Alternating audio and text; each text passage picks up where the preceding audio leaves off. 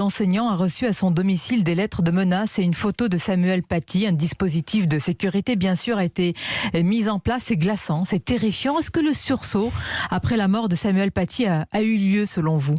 Non, pas suffisamment. On voit bien aujourd'hui des enseignants qui reçoivent une fatwa. Hier, c'était Samuel Paty.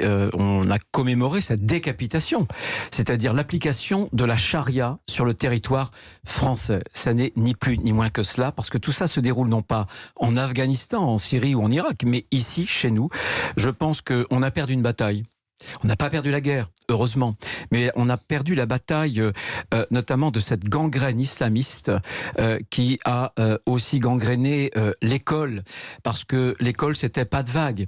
Eh bien ce pas de vague a ouvert grandes les portes à l'islamisme. Mais Jean-Michel Blanquer affirme que le pas de vague au sein de l'éducation nationale c'est fini. Est-ce que vous doutez de la parole d'un ministre qui s'est saisi, dit-il, quand même assez tôt et assez vite de ce défi ? Mais j'ai appris avec ce quinquennat d'Emmanuel Macron, j'ai appris à me méfier des mots. Je pense qu'on ne juge la politique qu'à ses fruits. Et quand le texte pour renforcer les principes républicains est passé au Sénat, et bien d'autres, par exemple lorsque nous avions voulu faire passer l'interdiction des signes ostentatoires, notamment pour les accompagnateurs ou les accompagnatrices de sortie scolaire, Monsieur Blanquer s'y était opposé. Oui, mais en quoi cela, Monsieur Bruno Retailleau, ça peut être un garde-fou par rapport à ce qui nous menace, c'est-à-dire l'islamisme ? Tout simplement parce que le combat contre l'islamisme est le combat d'une génération. Mais c'est un combat global, c'est-à-dire qu'il faut une réponse judiciaire. Il faut de la prison, par exemple, et non pas des rappels à la loi, y compris pour des mineurs.